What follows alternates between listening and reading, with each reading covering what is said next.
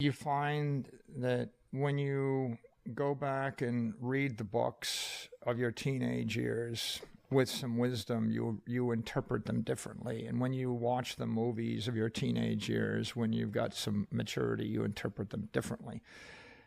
And my observation with Bitcoin is, before Robert asked me on his show, what is money?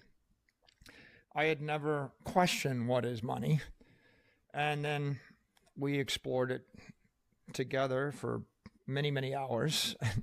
and when I finished that exploration, my conclusion was money is economic energy, and there has never been a perfect vessel for the transfer, a perfect asset for the transference of money in the history of humanity. Therefore, every other academic before Bitcoin never understood what money was. Not really, because at best, all they could do was conceptualize a theoretical money, and no one in the history of the world ever actually implemented a monetary system with a proper money. They were always defective. And because they were always defective, whether they're seashells or glass beads or the like, that meant that all economics was, in essence, mysticism and art and politics, but none of it was engineering. You could never engineer a proper economic system until you had a proper understanding of money. But even if I had a proper understanding of money, like, it's like asking the question, what is steel 4,000 years ago? And then you say, well, I conceptualize a mineral that's so hard that it won't deflect, even if I pile up 100-story building. I conceptualize that, and you say, I can imagine that. I can imagine it's magic, but then now you build one. And of course, no one could ever build a skyscraper in 2000 BC. The closest thing to a skyscraper in 2000 BC looks like a pyramid, right? Because you might pause it, but you didn't have it. So there was no construction, civil engineering industry, because we'd never seen a proper material to build with. So before Bitcoin, I didn't know what money was. Therefore, I didn't really understand economics. And therefore, I was never encouraged to think deeply about banking, about politics, about securities theory, about commodities theory, about investment theory, about wealth, about the relationship of wealth to politics, to culture. You didn't really have a practical application of religion. Didn't really think much about politics and political parties. And, what is politics other than it's the practical group application of ideology, right? And after Bitcoin, what happens in rapid succession is you say, okay, Bitcoin, what is money? What is a commodity? What is, you invent, two perfect ideas. One is perfect money, and the second is perfect scarcity. And that leads to property. And then from there, you realize, monetizing any security is an imperfect idea. It's defective, because there's always counterparty risk and there's always other risk. And then you realize that all your commodities are defective money because they're not scarcities, and a commodity is inflationary asset and scarcity is not an inflationary asset. And then what happens next is you realize that most economics is pseudoscience, right? It's all pretty much just people, gaslighting each other. And then you realize that there's a school that's missing in every university, and it's the school of monetary engineering, or even cyber engineering. And the school of aeronautical engineering didn't exist before the Wright brothers. Why would it? Nautical engineering, there would be no school of civil engineering, or there wouldn't be a very big one if we didn't have steel and glass. And, civil engineering with stonework is, it existed, but you don't get so far. It's much, much simpler. And so I would say that, I mean, the impact of Bitcoin was it caused me to rethink politics. You know, we talked about charity. Every charity is defective, right? I said, how do you avoid having parasites loot your legacy? Well, before Bitcoin, the answer is you don't. Right? The entire history of charity is like, I see people today, they go on Twitter and they complain about how Rockefeller wrecked the world. Okay? Well, and then they say, because Rockefeller was against this and that and the other thing. Well, the truth is, Rockefeller had a lot of money left at the charity, and 3 generations after Rockefeller's gone and he's dead and he's buried, someone that's a bureaucrat that took over has redirected some money that he left to do something which may or may not be ethical. Rockefeller didn't do it, right?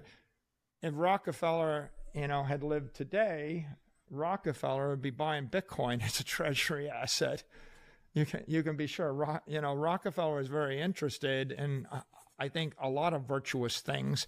And in fact, a great example. People say Rockefeller gave us all this medical industrial complex and all the, and all the over doctoring and all the corrupt medical programs. Well, the truth of the matter is Rockefeller didn't believe in most medicine. He believed in homeopathic medicine. Mm-hmm. He didn't believe in prescription drugs. He didn't believe in surgeries. He didn't smoke. He didn't drink. He didn't trust doctors. And he lived to be 99 3/4.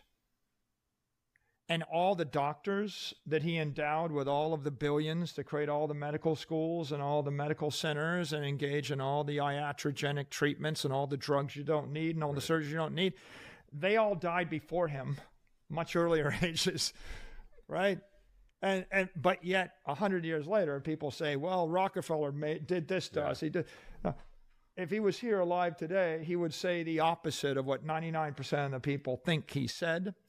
And so bringing it back to Bitcoin causes you to rethink charity, you rethink religion, you rethink politics, you rethink economics, you rethink investment theory, the entire money manager market, right? If you got rid of every mutual fund and every money manager and every news organization that covers every one of those financial instruments, and you just took your money, bought Bitcoin, right? You would get a better result. Yep. And you would basically dematerialize the entire thing. So I never really thought about, how important it was to obsess over financial news every minute of the day. And Bitcoin suggests that maybe it's not as important as you thought it was. And so I would say, Bitcoin is pretty profound because it in essence introduces the entire cybernetic theory of truth, right? A cybernetic theory that transcends all of our arts, all of our sciences, all of our politics.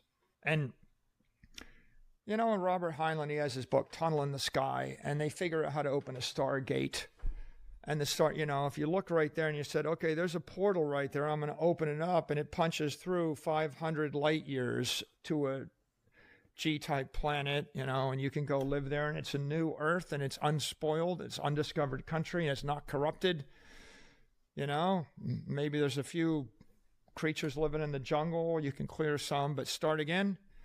And if I change the coordinates, it'll go 15,000 light years in the other direction, and there's another beautiful planet, a bit more water on it, and it'll go 25,000 light years in that direction, and there's a third beautiful planet. That one's a little bit warmer. And you go this way, there's a fourth beautiful planet. There's a lot of sand and sandworms on it. They produce something called spice. I don't know, whatever. It must flow.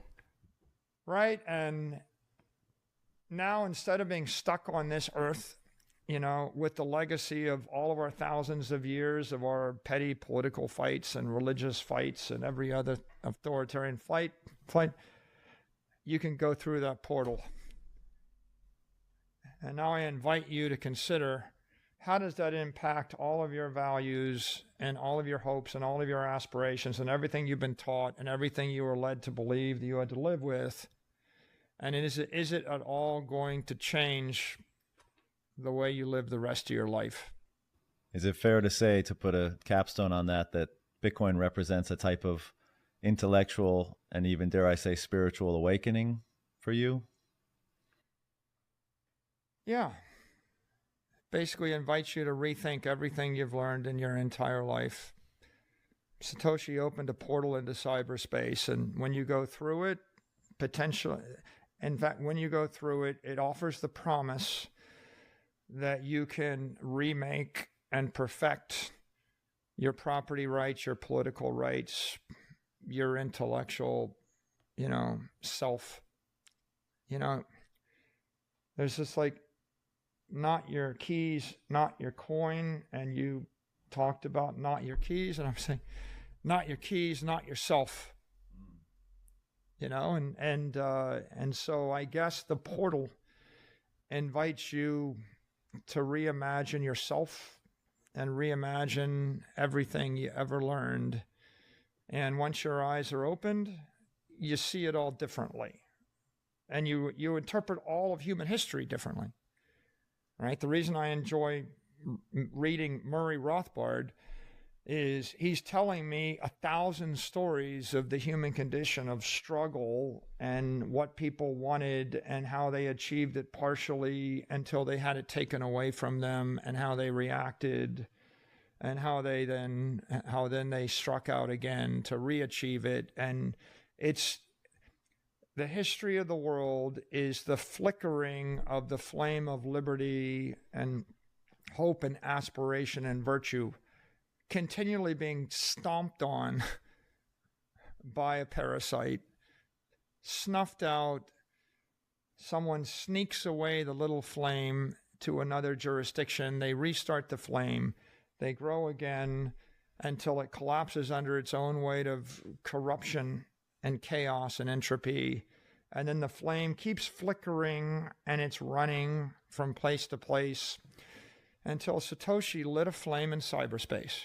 He started a fire in cyberspace, and that fire was just a little flicker 10, 15 years, 14 years ago, and now it's a decent sized fire, and there's no reason to think it wouldn't burn for thousands of years across the universe. And that is the fire of freedom and truth and justice and virtue, right? And how can that not cause you to reinterpret the human condition and everything that you believe to be true before the advent of Bitcoin?